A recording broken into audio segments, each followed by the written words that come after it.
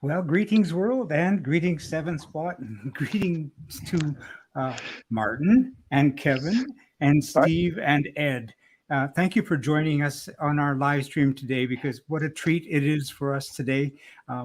As I said, we're going to be featuring Steve, our on-the-spot reporter in the shed with Ed Leach and his marvelous homage to Lister-Jaguar Knobbly. Absolutely fabulous. We had the opportunity to see it at the All British Field Meet in Vancouver, and it was delightful. What a treat. Ed, thank you very much for giving us that opportunity. I really wanted to say thank you. You're welcome, Jim. All right. I'm just going to, oops, I'm going to stop that. That's not what I wanted to have happen at all. But I'm going to bring Ed and Steve into the picture. I'm going to close this one out. And I'm going to close that one out too. And we've got more guests jumping in. So excuse me while I bring in Nick Antonishin. Nick, I want to say thank you so much for your video that you provided. I don't know if you caught it at the pre-stream, did you? No, I just joined late. You just popped in. Yeah. Okay, well, I'm going to send it to you. It won't be news to you because you made it, but we wanted to say thank you so much for the excellent photographic work and for the video work. And folks, if you're looking for an excellent photographer and videographer, please contact Nick. He does absolutely fabulous work, and you can be reached on your Instagram page. Am I right there on Zen Visuals? Yep, that's correct. Zen Visuals on Instagram. Shoot me a message. You bet. And I put the link with a hyperlink on the YouTube site so people can get in touch with you. So before we get into everything, John Minion is joining us too from John Minion, right. From England. You're famous, John. Say hi. Hello, John. Connection. I lived on Evesham Road, over the road from the park on Evesham, way, way, way back in another life. However, I have to say, John, you've turned your microphone off. You may want to turn it back on. And joining us today as well, we have Kevin Broomhead. Kevin, there we go. There we go. Evening all. You're out. Jim, maybe we can play Nick's video at the end, because it was a stunning video of that car. Okay, well, we'll play it again, but I will play it in one of our commercial breaks. But I just want to also say hi to Kevin Broomhead, who's built a fabulous GBS Zero, and who has impressed the good folks at GBS so much that he's now working for GBS. Say hi, Kevin. This is true. Yeah, hi, how you doing? The quality's gone downhill now. It's terrible, mate. I won't buy one. Also joining us from San Diego is Martin, and Martin is building an all-electric 7, and I'm just going to ask if people want to know more about his 7 and to find out more about what it takes to build an all-electric 7. Go onto his Facebook page, which is Cyber 7 All-Electric 7. Is that correct, Martin? Yeah, Cyber 7 All-Electric Roadster is the Facebook page. Okay, good. And I will attach. I've been watching your progress, Martin, and it looks absolutely brilliant. Yeah. I never spoke about rubber gloves and rubber pants, but yeah, the progress on your car that's going to be one hell of a car when you finished it. Thanks, John. What's his name? That's Martin. Cyber 7, and it's I will give you all of those links, perhaps, and I will attach them to the YouTube video so that we can all find them. How's that? Then we won't have to do a lot of scribbling. Yeah, I'm very interested. Yeah, I'm very interested in the electric 7. Yeah, I'd like to keep the contact open. You bet. Yeah. Awesome. That's absolutely fabulous. So actually, Steve, I don't know if you can see it, but I put you and Ed into the major screen here. and Yep. so that you can carry on, because we're going to be sitting here in awe and wonderment. Okay. Well, this is a pleasure that, Jim, you've set this up for us. And obviously, first of all, thanks to Ed. I bumped into him many years ago at the All British Field Meet. He had his first car that I saw that he had built, which was a 7, and using Nissan running gear. So obviously, it was Nissan, right? Yeah. So Nissan 240 SX. Yeah. And we got talking and chatting just like we met, Jim, with your 7 at the All British Field Meet. That's right. And I indicated that I was interested in building one using Alfa Romeo.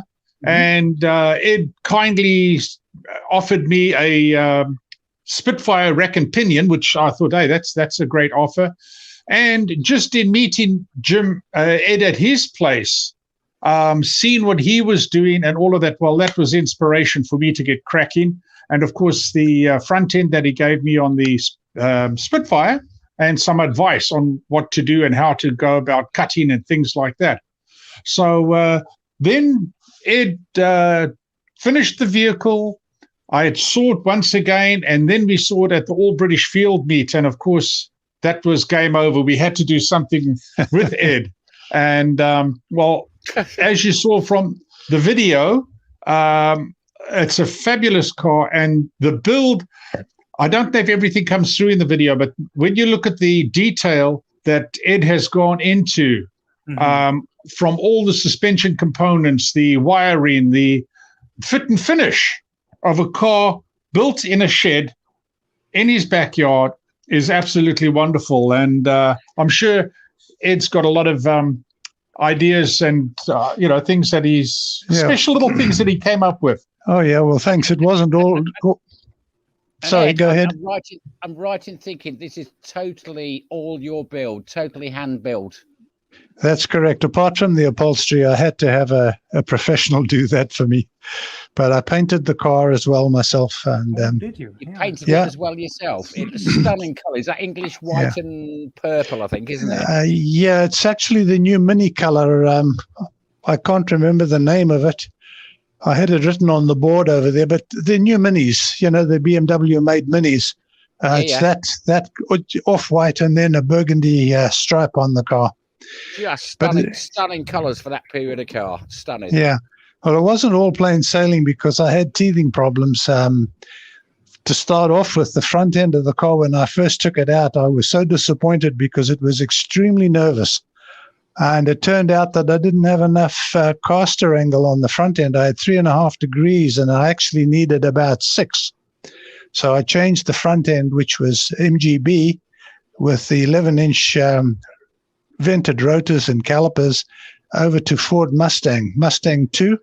And I put it in. It's now adjustable between 4 and 8 degrees. I set it at 6, and it transformed the car. Now it does exactly what you would expect it to do. Okay. Can I ask what's your background? Where did you? Oh, you don't just rock up and make something that beautiful just on a whim. Yeah, if we can go back a little bit, I was fortunate enough to live next door to a fellow who worked for Lola in South Africa. He didn't work for Lola in South Africa, of course, but I did, and so did he. And when he came back from England after they had built the Lola GT, which they sold to Ford, he decided to build his own sports car. It's called the Davy 626, and you can see it on Google if you look it up. And I was 17, 18 years old at the time. Brian was some 10 years older than me, and of course I just soaked everything up like a sponge, welding, using the lathe, the English wheel, and we built the Davy 626, the three of us. The car was raced by a well-known race car driver in those days called Basil van Rooyen, who is now retired and lives in Sydney, Australia. And that's where I learnt to do all these bits and pieces. But my background is actually aviation. I'm an avionics instrument technician, and I specialized in autopilots and instruments, which is now, of course, a totally dead field because it's all gone electronic and flat panel TV type stuff. So we had the best of it. in the good old days. Because I looked at the bodywork on your car, and how the heck you managed to do that is totally beyond me. Yeah, well, I made quite a lot of scrap, believe you me. But yeah, we persevered and went at it. It took 4 years, and I estimate about 4,000 man hours to build the car. And once the body was rolled and fitted on the buck properly, I had to cut the buck to get the body off because of the shape of the knobbly. It sort of wraps around, and it wouldn't come off the body buck. Oh yeah. So I never thought about that. That's true. Yeah, it was a tight fit. And then, of course, can I ask you why you call it knobbly? Well, I believe that was a name given to it by the motoring press in England when the first cars came out, because of the really aggressive front and rear fenders. That's right. Yeah, and it's a stunning looking car. Yeah. Anyway, once the body was off the buck, then we spent weeks tapping and shrinking and stretching. I've got a thing called a flapper. It's actually a bastard file with a handle on it, and you can stretch and shrink the aluminum. And my neighbors were absolutely crazy because of the noise. It went on for hours, day after day. But the end result was I only used roughly... Banging away at it again, yeah. Yeah. The end result was that by persevering on tapping and banging on the body, we only used about a half a gallon of body filler. And, of course, you sand about 90% of it off. Wow. So it really paid off to spend the time to get all the bumps and everything out. So was that your first goal? Do you still have neighbors, or did they all move away? Yeah, they are talking to me again. So he has got a court order against him. Well, I think that the friendship between the neighbors might be lost again, because Ed is now working on another creation, which we will have a quick flash to that a little later in this video. Absolutely. And he will be into the flapping again on the aluminum panels, no doubt. Hopefully the neighbors will have forgotten. Yes. Ed, do you want to give us a quick walk around in your car? Just tell us what mechanicals it's based on, suspensions-wise and engine-wise, or? The Lister or the new one? The Lister. Okay, it's in the other garage. We'll have to go out there. So well, why don't we start with what we've got here? Yeah, okay, yeah, that's cool. That's cool with me. Go with what you've got, yeah. What are you doing now? Yeah. Okay, one moment. This is really life in the shed. Oh, goodness. Can you still hear me? We can hear you fine.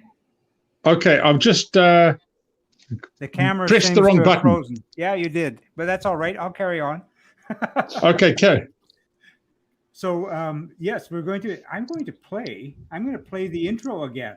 How about that? And that way we'll see. You asked for the stream. There we go. That's not the one we want. I'm going to wind that back. There we go. Well, actually, he's come back. There we go. Steve, you're back. Okay. We can hear you, but your camera is not on. Here we go. That works better. Okay. There we go. I'm going to. How am I going to do this? Because you're not on the stream, so I'm going to do it this way. I'm going to put Kevin in for a moment. Oh, hello. Hi, Kevin. We're just trying to get Steve back in the picture. So that's fine. Steve, your camera is not. Why don't you back out, Steve, and then come right back in, because your camera is not coming in. Yeah. All right. Have you got that? Yeah. I can hear you, but I can't see you. So just back out of the stream and come right back in. In the meantime, we're going to talk to Kevin. Oh, hello. Hello, Kevin. This is... So, Steve, just close your... I'm going to remove you from the stream and come back in. There we go. So, Kevin, GPS, that used to be Robin Hood, is that right? That's correct, yes. Yeah. Sort of. It's a long story, but it's nothing to do with Robin Hood anymore. We still do support Robin Hood, but the car itself is streets away from the original Oh, absolutely. Robin Hoods and the 2Bs and stuff like that. Yeah.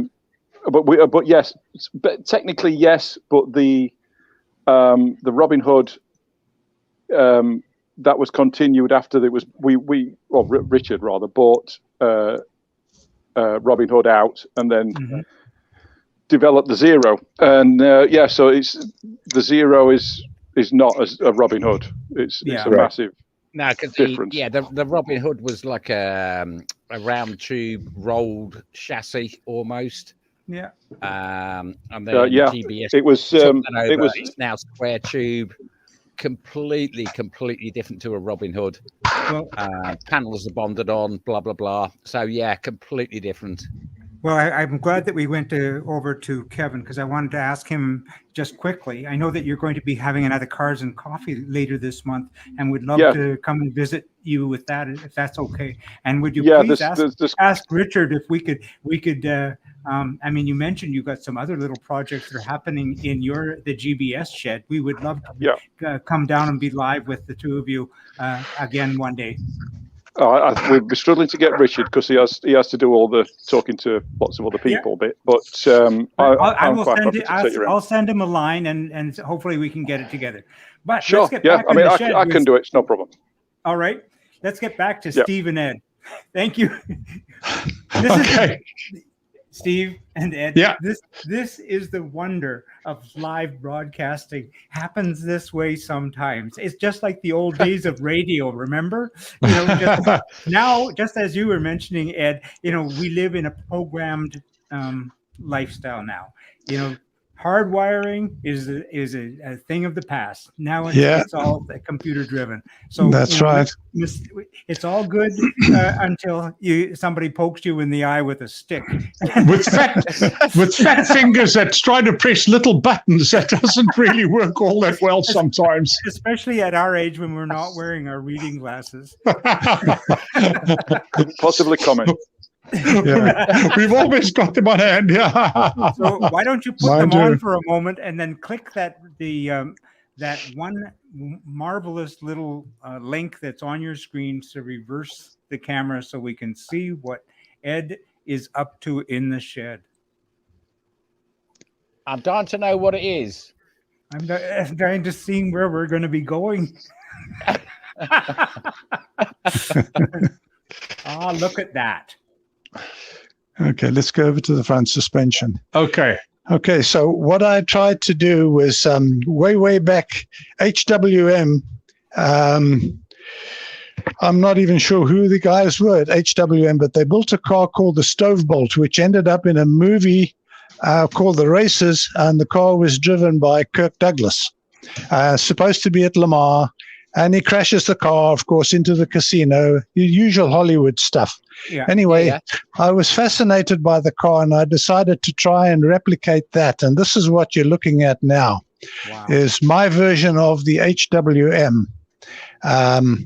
It's a beautiful car. It's back in England now after spending most of its life in the USA, I believe around the Seattle area. And I'm going to try and do my version of that. And this is what we've got so far. What I've done on the front end, I've made my own coilovers. Where did you get the plans? Where did you get the plans from to build something like that? No, what you do, you scale, you know the size of the wheels on the car, and then you scale from there. I'm not going to be exact. It's going to be give or take maybe a couple of inches from the original, but the basic concept, the basic look of the car will be that. And because of the rules and regulations here in Canada, I had a hell of a time with the Lister trying to get it registered. I decided to go the way everybody else does. You buy a car, license, register it in your name, pull it apart, and then build your own version of car over that chassis or around that. And this is what I've done. The basics of this car is a Triumph Spitfire. As you can see, there's a Spitfire chassis through the center, and then and then I've created my own frame around that. The front end, the front suspension, is the MGB spindles that I took off the Lister. I've modified them. I took the kingpin bolt out, and I've put Mazda Miata lower ball joints. And I don't know what the top ball joint is. It's just something I happen to have, and it worked fine.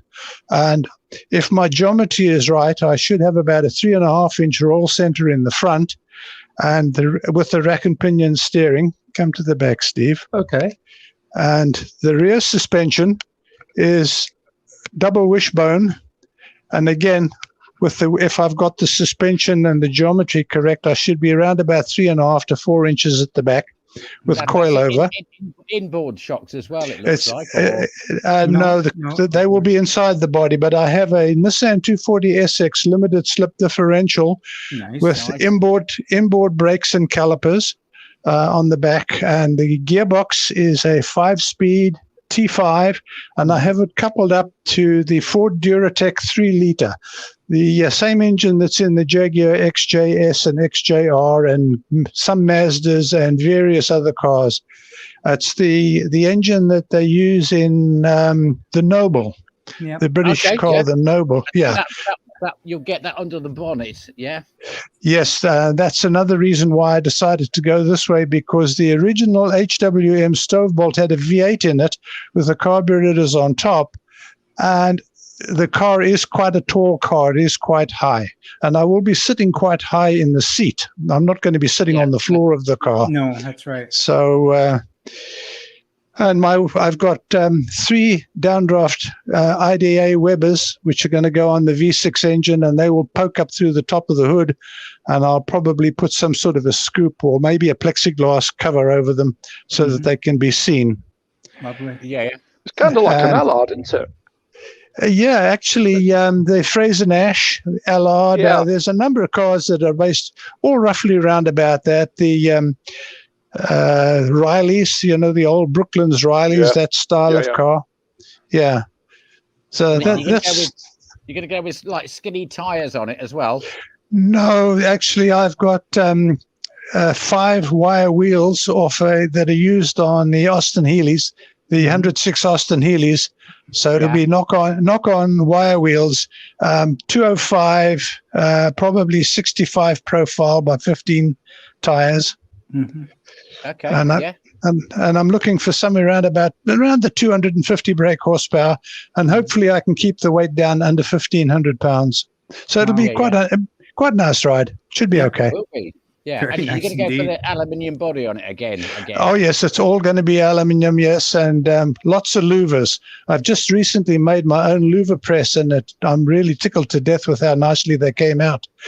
So, and also, Ed made his own English wheel, and which also doubles as the press to press out the louvers. So Ed made all of this stuff himself, which is pretty remarkable. Yeah, it is. Which uprights are you using for the rear, Ed? No, they're fabricated, and they're all going to be the Nissan stuff, the Nissan hubs and Nissan CV joints and drive shafts, which I'm going to have to shorten. Okay. But these I manufactured myself with a wide base wishbone because I didn't want to have track rods running forward. So I spaced the wishbones out quite wide. Mm-hmm. Lovely. And the petrol tank, the gas tank will fit over the top of this. Mm-hmm. And we're all in awe. I was just sitting here just taking it all in. Fabulous. Not sure what I'm going to do about the back end yet. I was just talking to Steve about that. There's so many different ideas, and I don't want it to look like somebody's run up the back end of me, and I don't want it to look like the back end of a bee either. So I'll leave that until later. We'll figure something out. You're kind of mocking up the bodywork in like box using wood, and then you'll just These are the panels that I cut originally, and based everything around these. And this is the same process you'd use for building, that you did use for building up your buck. On the Lister, that's correct. Of course, there were a lot more body panels on the Lister than there is on this. You must have taken quite a few trips to recycling with all the panels that did not fit. Oh yes, fortunately the recycling yard is just down the road from me, so we're on a first name basis there. Well, the remarkable thing I find is the fact that you take an idea like looking at the Stovebolt special and adapting it to what you've got available and working with that. And as Ed pointed out, the back end is not necessarily going to be identical. It's not going to be what Joe wants. It's not what Mike wants. It's a little bit what Ed wants, a little bit of this, but a little bit of that. And it'll evolve into something that will work around all of the components that have to go in. So a process in motion is fantastic. Yeah. It's building the dream. Yeah, absolutely. The other thing I had to do was they lengthen the chassis. I've lengthened it 10 inches. You can see where I cut the Spitfire chassis and riveted and then welded in steel plates. Oh, yes. And I have the engine mounts because the Spitfire is a very short wheelbase. Mm-hmm. I now have a 7'6" wheelbase. Lovely. Yeah. I was thinking about your neighbors.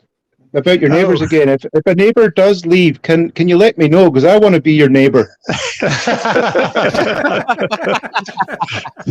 I'm afraid you're going to have to take a number because there's a lineup for that.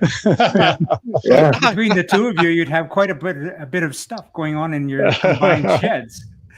Yeah. Oh yes. Yeah. Well, thank you very much, Ed, for a visit here. Why don't, if have we kind of wound up here? Would it be possible to go over and take a look at the Lister-Jaguar? Yes, we can do that. Certainly, I'll follow Ed. Yeah, and I'll keep the camera going. Okay. So we'll just have a little. I'll just. We're going for a tour. We're going for a tour. Yeah. Yeah, have a little wonder. I do know that somebody posted up a comment about the exhaust on it, which exit on the left-hand side, but it's actually built into the sills of the car. Yeah, actually, that was one of the teething problems I had. Moving the driving position over to the left-hand side, I'm sitting right behind the exhaust on the Lister. Oh, yes. That's whereas the original cars were all right-hand drive. Uh-huh. And of course, that wasn't an issue for the driver. And I had a lot of issues trying to get rid of the heat, which we finally did. I have some very sophisticated space-age heat blankets that was donated, and it really worked. It did the trick. I'll just open up and I'll lift the hood. Let me come around this side, Steve. Oh, isn't this fabulous? Isn't it just? Yeah, work of art. I saw an original one racing at Silverstone in 2000, driven by Tiffany Dell. Oh, I remember seeing that video. Thing. Yeah. I was there. It's a green one. It was just an amazing car. Was that at the Revival, the Goodwood Revival? No, Silverstone. No, it was a Silverstone Classic. Yeah, no, I saw that. Look at that engine. Do you want to talk us through the engine? Have I frozen? No, you're still with us.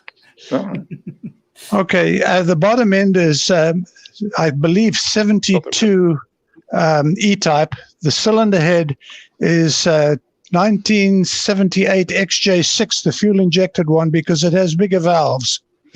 And I have the stock. Aluminium head, yeah? It's an aluminium head, yes. I have the stock E-type cams and 3 45mm side draft Webers, and spent a humongous amount of time porting, because there's a lot of power to be got out of the Jag engine once the ports are opened up and done correctly. I have no idea what the horsepower. You do all yourself, yeah? Yes, I have no idea what the horsepower of this is. Yeah, but it pulls quite nicely. It's not a rocket. It's probably not as quick as your Hayabusa powered 7, but it does get a move on.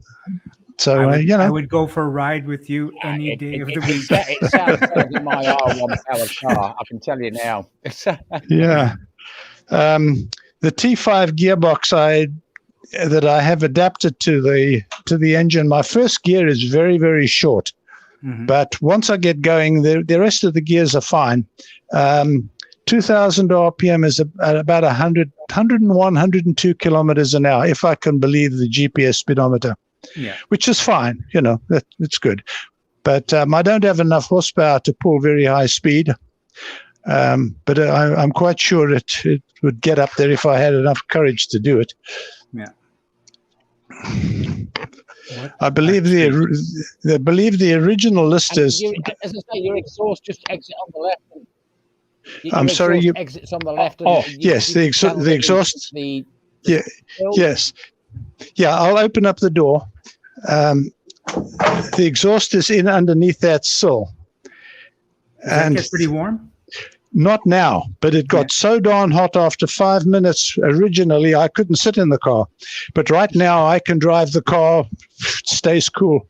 So the heat blanket that I have in there really works. Oh, lovely. Yeah.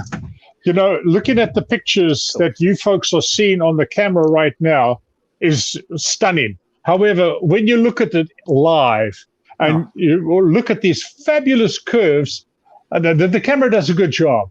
But in real life, when you look at those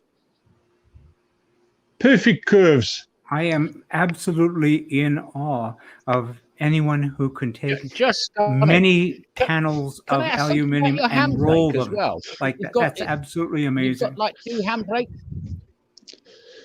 I'm sorry. Sorry, what was that, John? Handbrake on that. Oh yeah, the handbrake is MGB modified. And I have mechanical calipers on the back rotors. They're Hurst Earhart, and I believe they were also used on the Hughes 500 helicopters to stop the rotor blades from spinning. Is that right? Yeah. Yeah, but they're not cheap, I can tell you that. But they do work. And here we have those lovely side draft weathers. Mm-hmm. I mean, there's nothing that tells you. You've got no filters on those or anything. Sorry, say again. What was that, John? You've not got an air filter on there.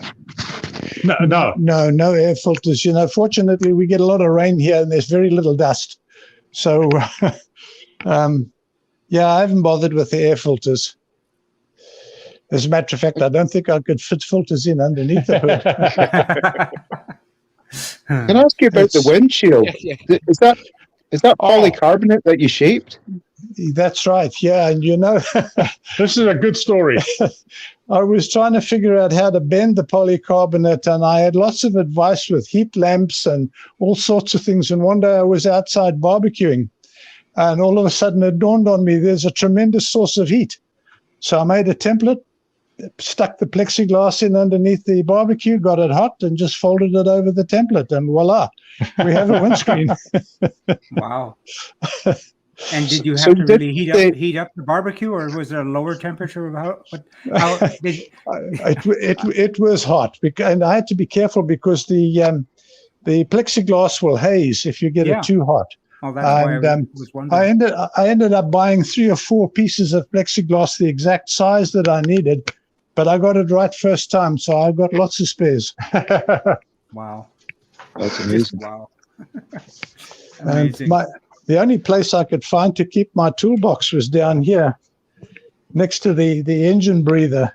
Oh, yeah. And in there is a points distributor and all the tools to change it, because I have one of those electronic distributors which I do not trust. Yes. So I have all the tools if it should break down on the side of the road to put in a good old-fashioned points distributor in.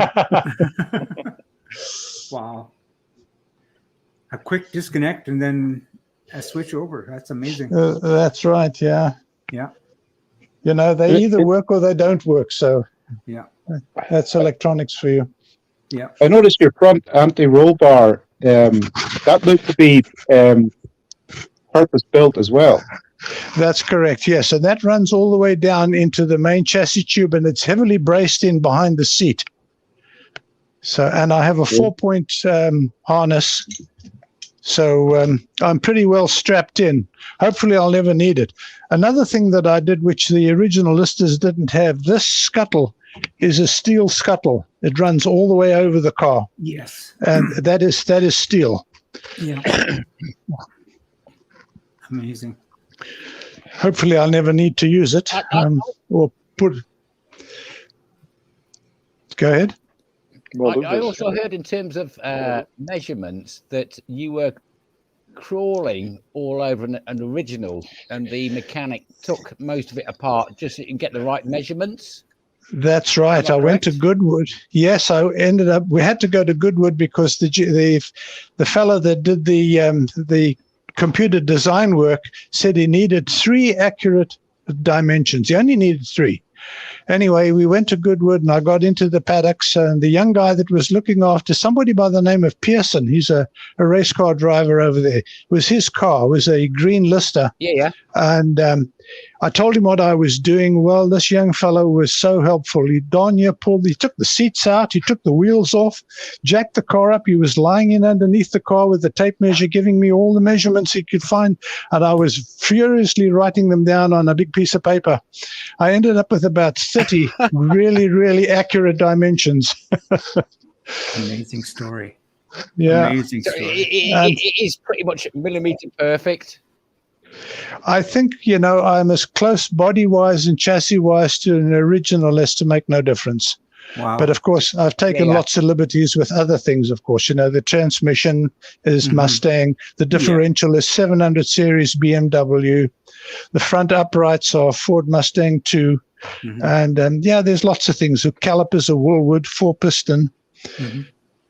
So you have the BMW differential, but you have a Didion rear suspension nonetheless. That's correct. I do, and it's inboard disc brakes at the back. That's what I was going to add too. So you've done quite a bit of fabricating back there. Yes. Inboard disc at the back. Inboard disc at the back. I didn't notice that, but that's yes, a cool idea. The inboard rotors, and the other thing I didn't do was put the scoops over here. The racing Listers all have scoops on the back, and they have a tube directing air to the rear brakes. Well, I'm not going to be racing the car, so I figured to leave them out. Yeah. Besides, it's a hell of a lot of work to do that. I think they really look sexy as it is. I would absolutely just leave it like that. Yeah, brilliant. Yeah. And the other thing, too, is I have a second gas tank back here. This was supposed to be the dry sump oil tank. I was going to ask about the thing. Yeah, that was the dry sump oil tank. And, of course, I don't have dry sump. It's a wet sump. So I converted this tank to a secondary gas tank. I actually have 80 liters in total capacity. Wow. It leads to another question, though, Ed. I mean, if you should ever have any difficulty with anything that's going on back there, how do you resolve that problem? Oh, the whole back end bolts on. You can see there's 2 bolts down here. Yeah. On the other side as well, and inside the wheel arcs around the back, and then underneath the car, this whole back section comes off. Oh, lovely. Yeah. Yeah. Just lifts straight off. Just lifts straight off. Yes, it leaves the whole rear end open. Well, that's a relief. Is there any other detail you folks would like to have a closer look at, so I can move into the position you'd like? Well, I'm keen on the interior. I mean, note that you said you farmed it out, but have you kept that original as well, in terms of gauge placement and that sort of thing? No, because these were race cars, there was a huge variety of interiors on the car. The last 10 cars that they built as road cars, I'm not sure what was done with those upholsteries, but this is what we came up on this car. And it's all Velcroed in. It just pulls out. I can just snap it and take it right out. Yeah, I love Velcro. I did the same with mine. Yes, lots of panels. Love it. And my instrumentation is all by Speed Hut out of the USA, and it's a tremendous company. You can design your own instruments, and they will do it for you. Wow. And they're all electronic, I see. It's all electronic, yes. My speedometer is GPS, and it has a function on it where I can do quarter mile times 0 to 60, if you toggle through the electronics. Wow. Yeah, I ended up by buying the same instruments for my build, but I'm still a long way away from this point. But they're lovely instruments. As Ed said, you can customize them to whatever style you want. You can have dragon's heads in them or fire bolts, whatever you want. They'll even do a Smith's replica for you if you want. Yes. Yeah. They're pretty much plug and play as well. When you when you order what you want. It's pretty much plug and play with whatever. That's correct. Yeah. Yes, just go straight in. Something else that the young fellow at Goodwood reminded me of, he said to make sure that I get the engine breathing properly, because having rope seals, it'll blow oil out through the crankshaft seal. Oh, yes, So that's right. Yeah. So anyway, I put these in on the top, and so far, absolutely no leaks. And, Brilliant. Jaguars are notorious for dripping oil. Yes. Yeah. But this one, so far, so good. Yeah. Yeah. That rope seal back there is an ongoing problem for these engines. The trumpet heights as well, also very important on your intakes. Oh, yes. Yes. Wow.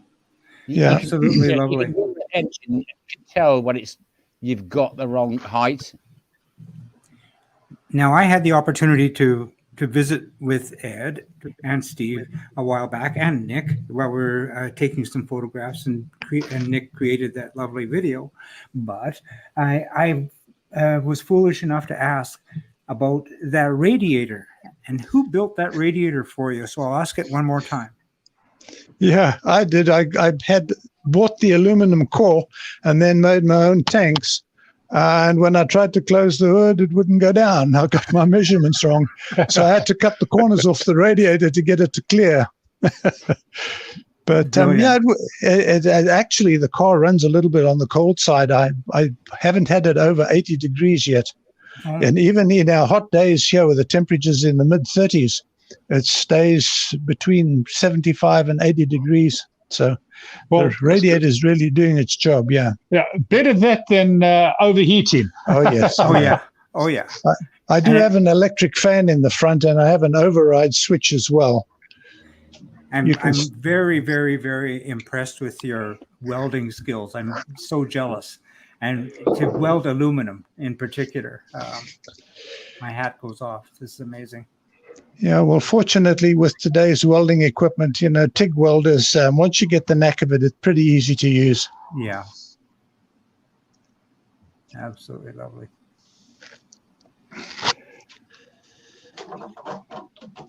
Close it up. Oh,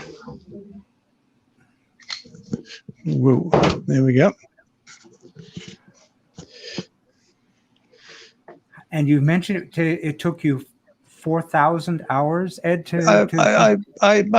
yes, it's just a rough guess. About 4,000 hours, I think. It was 4 years. 4 years. That's what I was going to ask. Is 4,000 hours is 4,000 hours, but in what span of time?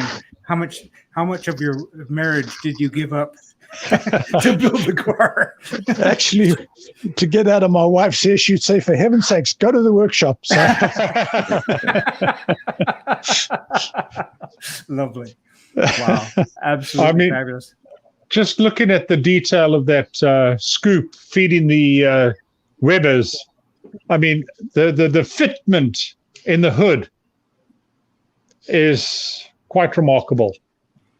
And as you said, when we were on site taking the photographs, you said, as the photographs were taken and Nick was doing the video, you said, could you imagine this coming up behind you when you're at speed on the highway?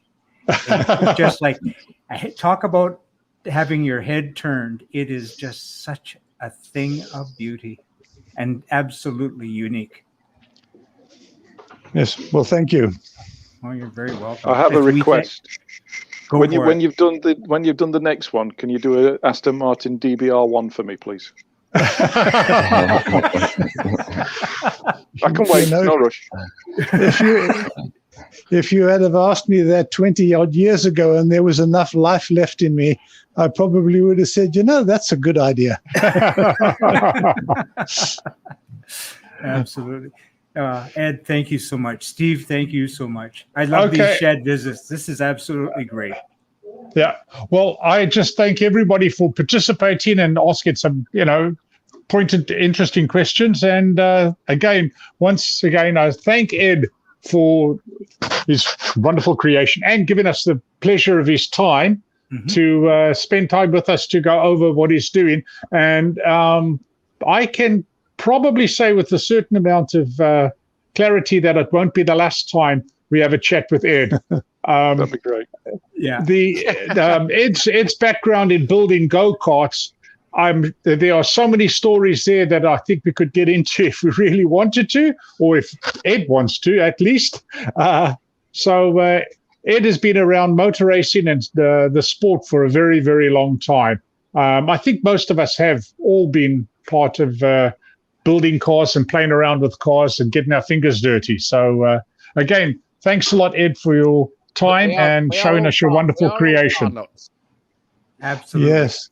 So thank you very much, guys. It's been nice talking to you, and hopefully this will inspire you to do something as well. Oh, Ed, thank Oh, you. yeah, Again. every day. Yeah. So Makes my this- 7 look a bit sad. your 7 looks great. Don't worry. But it's actually similar colors, isn't it? So anyway, It's the same color and the same amount of time to build it. Actually, God knows what I was playing at, to be fair. yeah. Massively underachieving. Yeah. The reason why I built my first Lotus 7 myself was because I went to England, I went to Nottingham, I went to Robin Hood, and I couldn't put a deal together with them. So I came back. Really? Yeah, and found a couple of guys with Lotus 7s around here and took all the measurements and came home and built my own. Oh, wow. Brilliant. Because that's what you do, Ed. Yeah. So with this, guys, I know that we want to head off to San Diego shortly, but we're going to play this preamble to the show again, just the videos of Ed's wonderful work, and then we're just going to scoot over to San Diego with you, Martin, if that makes sense. Are you up to Sure. that? All right. Yeah. Okay, so with that, I'm just going to say we're going to take a small break, folks, and away we go.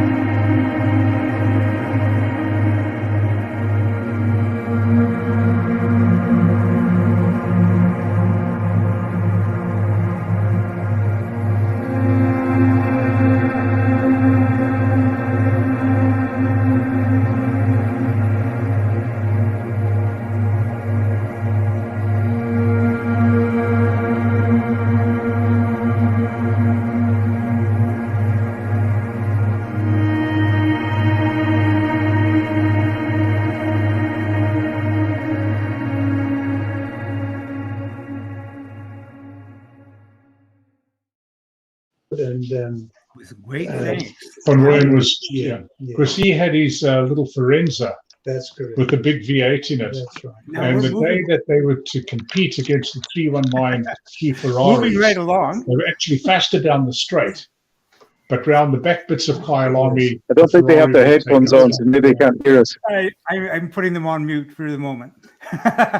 Martin, how are you? Moving from Vancouver all the way down to San Diego, but in the same time zone, we have Martin, and he's in the shed. Well, this is an in the shed day. So, Martin, you're building an all-electric 7 Roadster known as the Cyber 7. Can you tell us a bit about where you're at with your build now? Yeah, well, I'm still kind of like dumbstruck and in awe of Ed's build, like kind of hanging my head in shame now, looking at my own work here in the garage. It's certainly not going to be a work of art like Ed's, but yeah. So here we are. In the background is the old Mazda MX-5 Miata 7 that I built. And then, so the Cyber 7, which I call this the Tesla-powered all-electric build, what I've been spending most of my time on when it's been cool enough is the main battery. We call it traction battery. Jim, could you put the screen on for us? I think it is on. Okay, because we just... You may have to switch got it. your camera over to so you can see the. What I'm going to do, perhaps I'll do it this way. I'm going to put, see if I can put Martin on absolute full screen and see if that'll help. Martin, does that help you, Steve? No, we just got our local picture here. Well, you have to. That's because you have to touch your camera screen so that so that you're getting the reverse view. Yeah, no, we've done that. Well, then why don't you back out of the stream and come right back in? Okay, that's what we'll do. All right. And let's try that again. Yeah, I can see Martin from here on my PC. Yeah. And there we go. And there we go. Okay, good. Yes, excellent. Yeah. Yeah. So, Martin, you're building a battery, or at least the major focus that you've been working on lately is that center tunnel with your battery. Is that correct? That's right. Yeah. So the main battery, which they call the traction battery, it's come out of a Chevy Volt, and there's 3 main modules. The longer module goes down, what would be the transmission tunnel.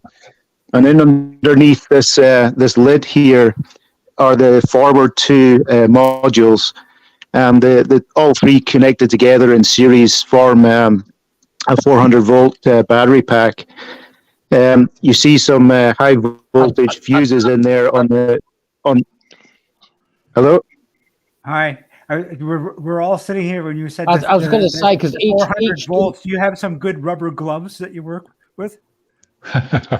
Yeah, that's right. Yeah, I'm on to my second pair of rubber underpants. And that was just the weekend. So, that's that right. was just the weekend. I kind of understand the battery because they're all running.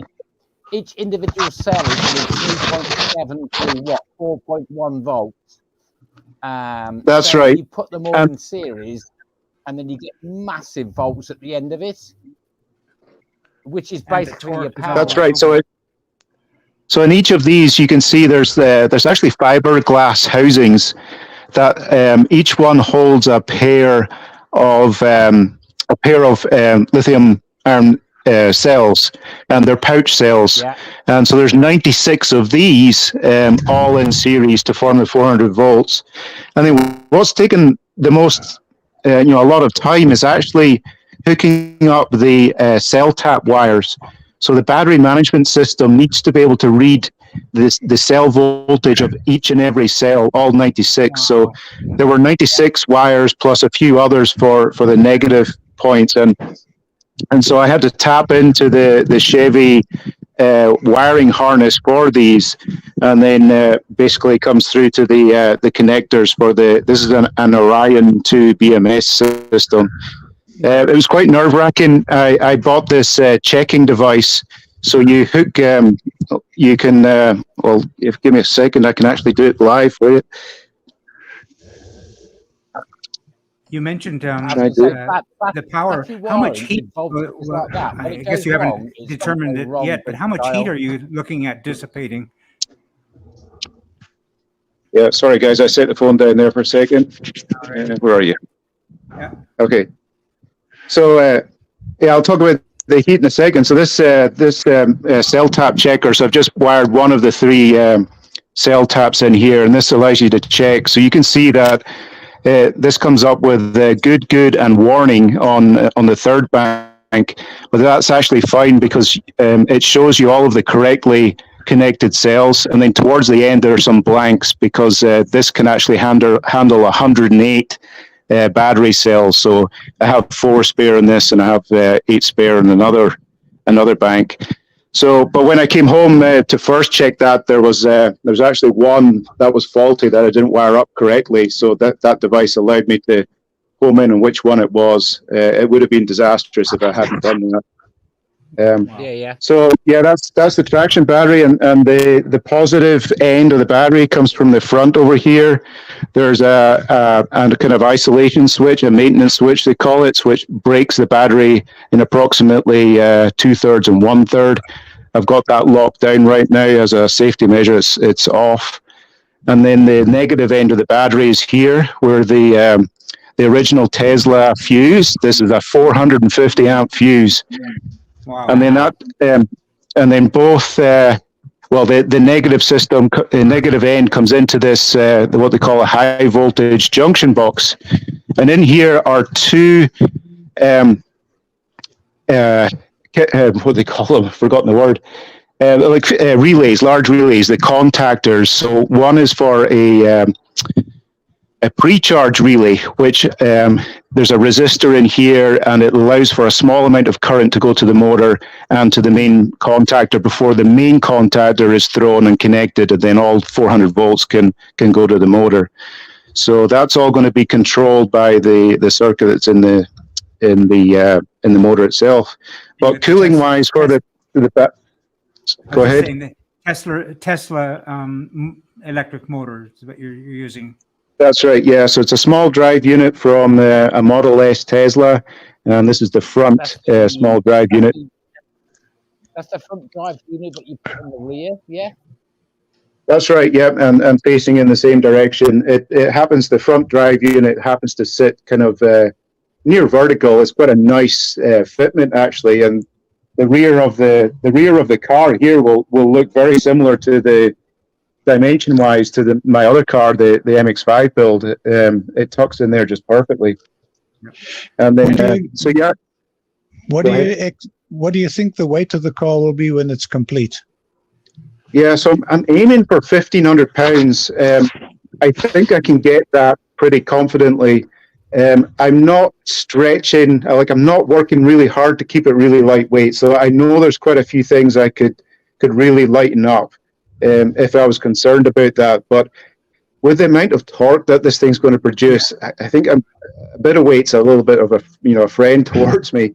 I know it doesn't work dynamically. More time and trying to find a way to keep it going straight. Yeah, exactly. Yeah, so it'll be a long-term project. But based on the MX-5 drivetrain and what the motor and battery are weighing, then I'm only going to be about 100 pounds heavier than that car over there, and that was 1,350 pounds. Yeah. And I didn't really, I have the whole rear subframe from the MX-5, so I didn't really, go to the gram, focusing on the weight there either. So it should certainly be, around that 1,500 pound mark. But. And what about the brakes? So brakes on the front, I have the uprights in the front are from a second gen MX-5, and the brakes on the rear will be from the MX-5 as well. But this is a Tesla Model 3 upright, and I've gone for the multi-link geometry on this. So I've kind of replicated from a Tesla Model 3. But I've managed to find that the bolt pattern for this matches a Mazda, I think it was a Protege brake rotor. which I have an adapter plate then for putting the Mazda MX-5 Miata rear brakes on. The MX for £1,500, the MX-5 brakes are just they're more than enough. I've got plenty of experience with this other car. All right, but now you don't have any vacuum for the vacuum boost, so you're going to go with an electric brake boost? Oh no, the other car doesn't have any boost either. It's just all on the right foot, and it's not bad at all. Okay. Yeah. I have twin master cylinders, and I think the front one is is it a 3/4? Let me see. I think so I have 3/4 and 5/8 master cylinders. Mm-hmm. Okay. And that's. So the 5/8 will be the fronts, I believe. Yes. Yeah. Are those Will-Ron master cylinders you're using for the front and back brakes? Yeah. Or are they, So I've got a pair there. Will-Ron, Yep, Willwood and Willwood at least. Yep. And although I didn't go for boosted brakes, I have got boosted steering here. Just because track days, but for some reason my shoulders aren't up to track days too much, so I put this in preparation, and even when it's off, there's like very low resistance to it, so it's not going to make a difference to the feel of the car, I don't believe, but it's an electric boost from a Ford Fiesta. For those who do not understand about the cooling that's necessary, we don't have a radiator as such for cooling. Can you explain how you're going to cool off, take away some of those calories when you're at speed? Yeah, so there are actually two radiators on the car. They're smaller than what you'd expect on a internal combustion engine, but one radiator is dedicated to the onboard charger, which is this big lump of a thing here. And the battery. So the charger and battery are on their own coolant circuit. And I've been told by others that I'll only really need to cool the battery during charging. During normal driving, the battery shouldn't be getting too hot. But we'll wait and see. I've got the option, obviously, to turn that circuit on as well. And then separately, the front radiator, which if I come around to the front here, which is directly in the front of the nose cone. That's for the motor itself, for the inverter and the motor. It's a dedicated coolant system because that's the thing that gets hot, and that's the thing you don't want to get hot, and that'll cook itself. So the motor, the maximum temperature is 185 degrees Fahrenheit is the maximum temperature that can tolerate. So as soon as you're running, you want that coolant flowing through the inverter to keep that cool, and then through the motor once it gets powered up. Wow. And it should be fun. Yeah, well, now that you've done away with the clutch pedal, you should have a lot more room in there for your feet. That's right. Yeah, and there is a kind of, I think Jim made it a famous photograph of one of my shoes up against the pedals. That's how I kept jumping in and out of the car to see if I was putting the pedals in the right place, and I thought, why do I need to do this? I just take my shoe off, and so there's actually plenty of space in there. I'll jump in here with the two pedals. Got much more space than I do. Yeah, even for my big feet. These are sorry about the mess here, but here's the axles. They are substantially beefy axles. I think they're like 1.25 inches diameter solid. Wow. And they're designed for the torque on that Model S. Yes. And looking for, I guess, Ed, you'd appreciate trying to find things that fit. I discovered that the Model S, the left front axle is the shortest one that you can get. So I have a pair of those, so that I managed to keep the width of the car within a kind of modern 7 dimensions at the rear, so the width works out just perfect. And you were lucky there, because to cut the side shafts and re-weld them, that's really dicey. You got to know what you're doing. Yeah. Yep. Yeah. And I wanted. I mean, I could have gone for someone to make some for me with the MX-5 rear end, But just not knowing how much torque and everything, and with the splines and everything, and I don't have your fabrication skills to adapt the hub to something else and make my own. That's why I went with the Model 3 here. So the axles actually work with the Model S axles actually work with the Model 3 upright. Okay, that's very nice. It's very clever. Yeah. Yeah. So what? And with the rear arches, are they going to be the standard low-cost style arches, or are you going to have to manufacture your own? Yeah, the manufacturer that made these for me, it's Trailer Fenders, Fenders and More, the company. They got bought out, and I don't think they offer as much variability in width, and I need something a little bit wider than those. But I might try my hand at making them myself. But that's kind of like Ed can teach you how to build a buck. Yeah, well, you go to, or else you go to Harbor Freight and you go buy one of these steel ones and use that as your mold. Oh, that's right. Yeah.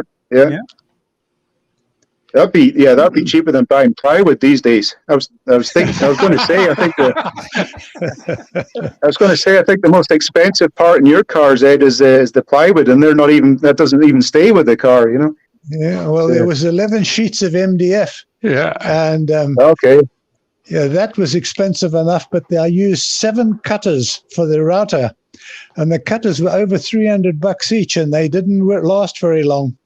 And unfortunately, they can be sharpened, but boy, it really chewed up the cutters. Mm-hmm. Holy smokes! You could have bought yourself a Tesla motor for that.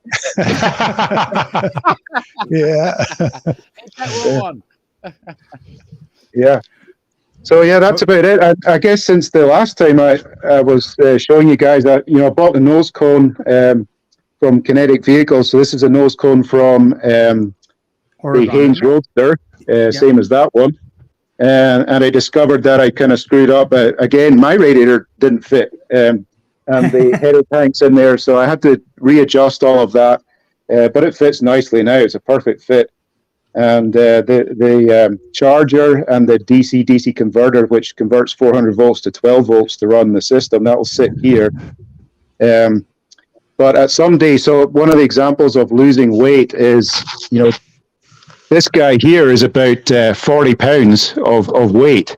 Yeah. And that's the charger and DC converter. Now, I could actually have that on the wall of my garage and just plumb in the wiring and the coolant separately and take that weight off the car and just charge up the 12 volt, charge up the 400 volt, and I'd also have to come back to the garage to recharge the car. But and the application the application is going to be track only, obviously. How long do you? Well, it will be street legal. I'm going through the process of that right now, the DMV, which has been kind of fun. I spent a couple of hours at the DMV. Asking them, how to do this. I've done this before with an internal combustion engine, but this is all electric. The lady was very nice. She tried really hard to figure out how to do it for me. She goes, "We're just not up to date. We don't have the heads blown with the heads blown with the questions." Yeah, a little bit. Yeah, she said, this is we don't have the documentation that will even allow for this yet. But so I went to go and speak to what they call the Bureau of what's the BAR? Bureau of Automotive Repair. I think they govern the emission standards and how to test for emission standards. So that's called smog here. There isn't any. Yeah, so I went to see him because he's the final guy to approve like a car being emissions exempt, which that one is. So it was the same guy that I went to see like 11 years ago, explained the situation, and he said, just go through the process as if it was a normal internal combustion engine, and then come to me, and I'll figure it out that we'll get through all the correct regulations and stuff. So it will probably be a regular car as according to the DMV, but is emissions exempt, and they don't happen to know what kind of motor it is, but it happens to be electric. So until they catch up. You're really lucky. I wish I had it that easy with the Lister. I had a lady over here that I guess she knew what a car was, but had no idea what I had done. Yeah. And she made my life hell for about 3 months. Yeah. Anyway, we eventually got it right. Yeah. Yeah, it's very stressful when they ask you for the manufacturer and you say, well, that was me, and they're like, no, you're not a manufacturer. It needs to be like, it just. And I remember one time the lady just said to me, listen, Sonny, if you're not here to give me money, I can't help you. So, yeah, it's very, very stressful. Yeah. Well, Martin, that's it. Yeah, thanks for your interest. Just one more question. What about your tires and wheels? What have you got? What size wheels are on the car? Yeah, so I've bought those already. I even bought the tires because they were in short high demand rather. So I have a stack of wheels and tires here. So 10-inch rims on the rear, 9-inch rims on the front. They are these guys, Koenig. Koenig, yes, okay.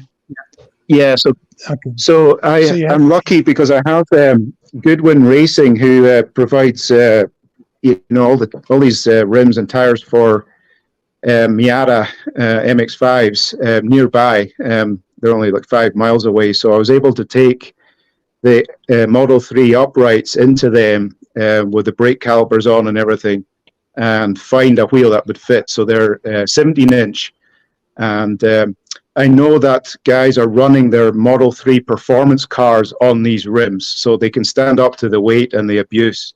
I'm quite happy with that. They're what's the $180 profile of the each. tire? Yeah, and the tire profile? Oh, good question there. The 17 it's quite a large rim, so you're probably around about the 40-45 profile. I think they are 45s. Yeah, are they 40? Okay. Yeah, I'm pretty sure they are. So they're all wrapped up here, but I'm pretty sure that is the case. Yeah, 45. You can always send Ed a note, or send me a note, and I'll make sure that Steve gets it, and we'll send some smoke signals over to Ed, and he'll know it. I was contemplating doing the HWM replica electric, and I may down the road, depending on how it works out with the gas engine, I may just go that route as well. That'd be awesome. Yeah. I drive an electric VW, so nice. I just love it. So I am a fan of the electric car, believe it or not. Yep. Once you feel that torque and you get used to the rubber underwear, it's just a dream come true. Oh yeah. Martin, Steve, Ed, Nick, John, and Kevin, it's been absolutely glorious.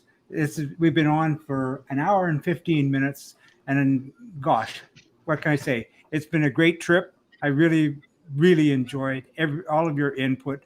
And what can I say? If you don't mind, Ed, we'd like to maybe poke our head back in one day to see how things are coming along. And the same with you, Martin. Is that all right with you? Yeah, we'll keep in touch with Steve and you too, Jim. So, yeah.